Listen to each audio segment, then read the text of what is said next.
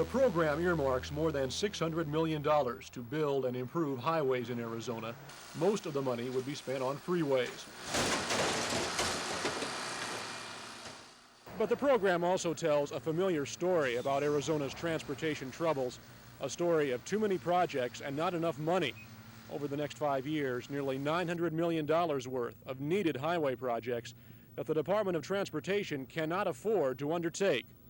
4.5 years ago when I came on the board, the 5-year program was about this thick. Today's program, as you have there, is about this thick. There's no money. And there won't be any money until the legislature enacts a program to raise it.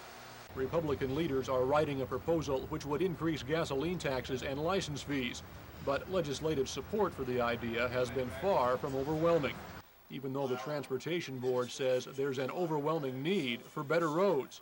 In all of our meetings we've held over the last 3-4 years around the state, I don't think we got a negative return on increasing some taxes if the people could directly see the benefits of this back to them.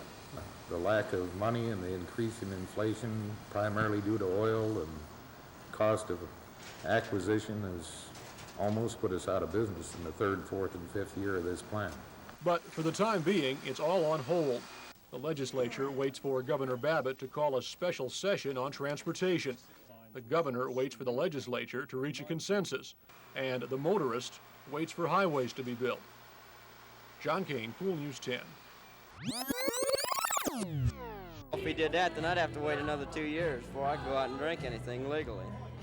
So you're gonna do it anyway, but it's gonna be illegal, so you're gonna be taking your chances. They can go to war, kill other people. They certainly have a right to drink. If they have, if they can start a family, get married, they're old enough to drink, I think. I think it's absolutely ridiculous. Then they'll just decide pot's easier to use than drinking. Reaction to the governor's proposal at one local night spot was mixed. While there were the predictable objections, particularly from young drinkers, others agreed the drinking age should be raised. I think it's a good idea, keep kids out of trouble. I agree with that. We're getting a lot of young kids in here, and I really don't think they can handle it. About 20 would be right. Why? Why? Because I don't think a 19-year-old is ready to drink and drive, but neither is a 40. Governor Babbitt bases his proposal on statistics that say 50% of all juvenile crime in the state is alcohol-related. I'm going to say to the legislature, it was a mistake to have lowered the drinking age back in 1971. Plain simple fact is that with the lowering of the drinking age has come a noticeable and dramatic increase in the amount of juvenile gang activity, juvenile crime, traffic fatalities, disruption in the school system. Whether 19 and 20-year-olds will continue to have the right to drink is up to lawmakers to decide. Kim Hawkins, Cool News 10. The campus is relatively quiet today. Tomorrow classes begins for approximately 37,000 students. Among them will be 5,000 freshman students. I talked with 5 members of the freshman class about their expectations, themselves and society, and their career goals. The immediate job of moving into dormitories is not easy. The boxes, the suitcases, carrying them through narrow hallways, and finally, the job of making a room comfortable is helped with some favorite music. But this is only the beginning for these young men and women who will spend the next 4 years preparing for their futures. Coming from diverse backgrounds with family incomes ranging from $12,000 to $100,000 annually, their expectations are varied. Basically, I'm majoring in business because I guess it interests me the most. And I feel if I'm gonna, do something in life, I want to enjoy it. My father's in business, and he wants me to go in the same field.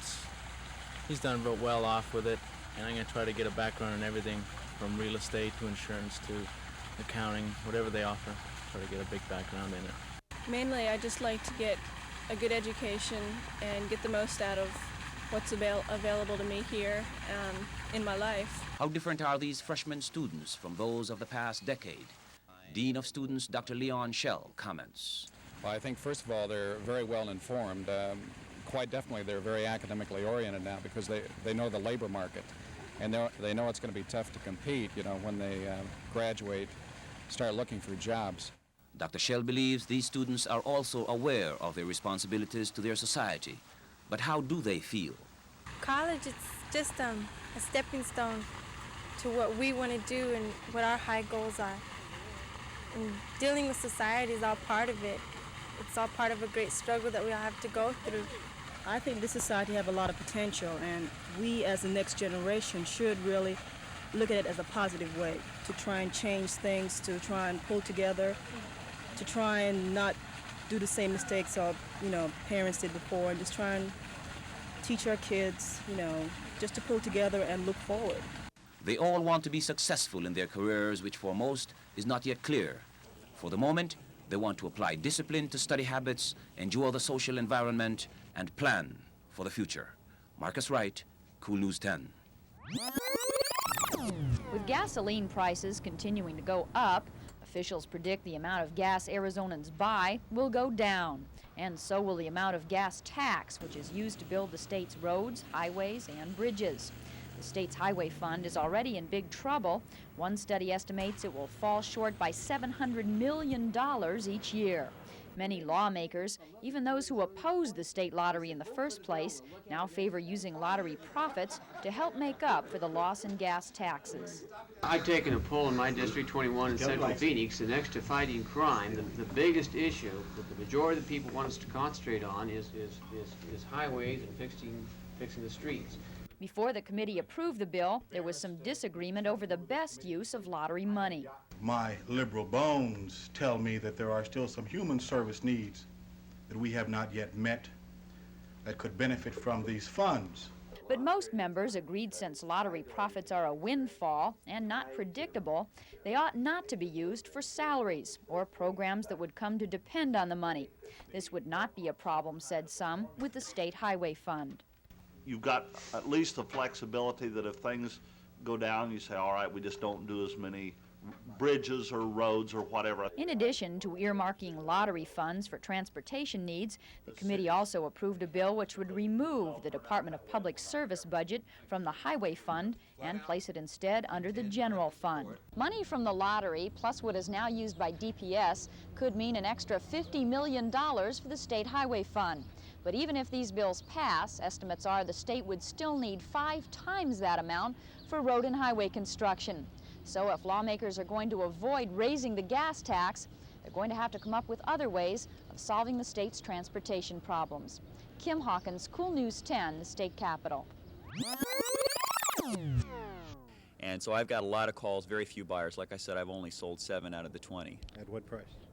Well, 45 was what, I'll tell you, right after I bought my tickets at the ticket office at Diamonds, okay, I walked right out of the ticket office with the line still back all the way across the parking lot, and someone immediately confronted me that hadn't had a chance to get in line, and right on the spot bought 2 tickets for $45. Those were the first 2 that I sold.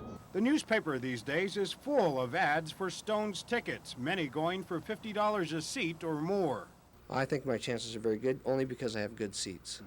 If I had normal seats where everybody else is, I think I'd lose money. This man has been selling ASU football tickets for less than box office prices and still making a profit for over 3 years now, we're told. Scalping is a rarity for him, but he's done his homework. Okay, my seats are right here on the 40-yard line, row 12, and row 38 on the other 40 line, which is very close to the stage. Other people are selling like in section 3 for $70 and $90 right here on row 2. And everybody else is like $60 in this section, $50 here. And it's all legal, thanks to ASU football players and coaches. The state attorney general wanted to stop them from selling tickets they got for free and found that Arizona law says nothing about scalping. It's just the American way, huh? The American way. If you can buy a ticket for $20 and turn around and sell it for $50 or $100 or $200, there's no law in Arizona to prohibit it. But there seems to be a difference of opinion among the scalpers as to what will happen to the value of those tickets as the concert date approaches. Well, I think that everybody's going to have tickets at the end, and they're not going to be able to get rid of them. I'm going to get rid of mine early to make sure I make a profit. I think if you went out of Phoenix, you're easily looking at a couple $100 a ticket when you get, right down to the wire a couple days before the concert. Leather upholstery, telephone, air conditioning. At a first glance, would you think this was the backseat of a helicopter? It's one of the new generation of helicopters, designed for the world of the high-dollar corporate executive. It may seem like an ultimate extravagance, but the people who use such a helicopter don't seem to think so. The name of the game in big corporations now is to move people who make high-priced decisions quickly and safely. And that's all a pass-through to the consumer. Now, even though the vehicle costs a lot of money, if the corporation can save money utilizing something like this in their business, the end user will save money purchasing their products.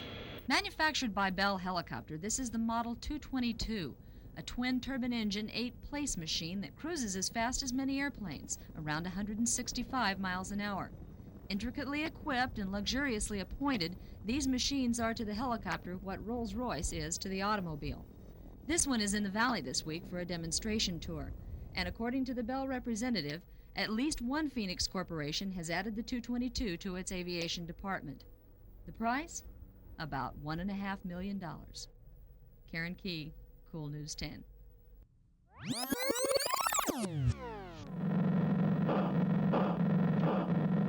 If it shoots, deals cards, it sells. Despite an economic recession, many high-priced items are being grabbed off the shelves in large numbers. The sales have increased, and the increase, I feel, is due to people wanting home entertainment instead of going out and spending a great deal of money on the outside.